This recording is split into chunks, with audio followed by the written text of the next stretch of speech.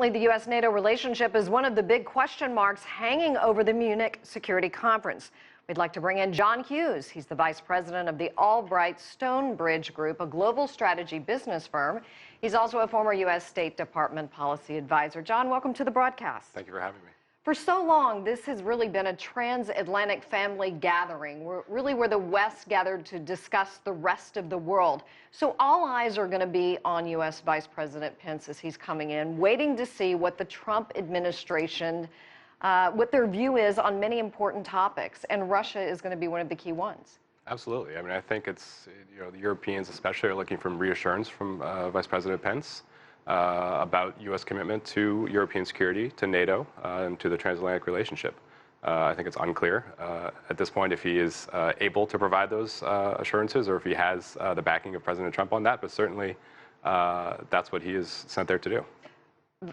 President Trump, or then candidate Trump, was so critical of German Chancellor Angela Merkel, of her stance on the migrants, the refugees, also very supportive of Brexit. What can we expect? I mean, I think it's hard to say how much you can get out of one speech. I mean, certainly Vice President Pence is going to look to reaffirm U.S. commitment to Europe, to especially European security. I think that you're likely to see, not much happen until the follow-up, and it's unclear how that's going to happen. But certainly, he is going to look to see how the U.S. can approach these issues. I think he's going to want to talk about Russia in particular, and likely what Russia's role is in the world and how the U.S. can approach that. How much pressure is going to be on him, John, regarding Russia and sanctions possibly over Ukraine? And then you factor in the alleged hacking of the U.S. election. Well, listen, I mean, it's no secret, President Trump has certainly been supportive of Russia, has said that he would look at sanctions policy against Russia. I think he's in a difficult position now, given all the allegations that have come out and all the revelations. So I would expect, the Vice President to likely not address that issue directly, certainly say that they remain committed to European security and Russia in that context.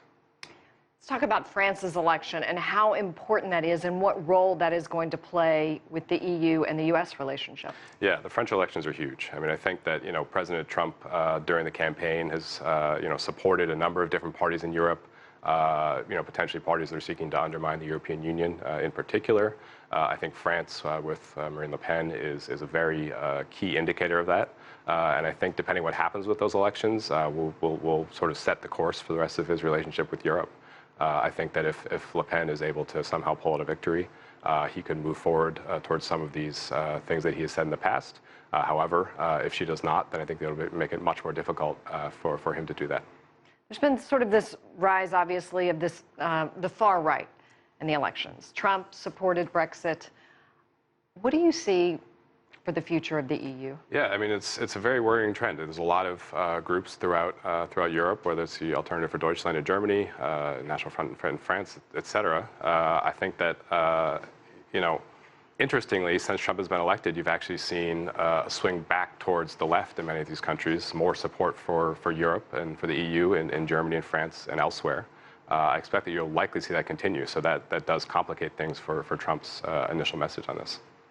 Righty, John Hughes with the Albright Stonebridge Group. We certainly appreciate your time. Thank you. Thank you for having me.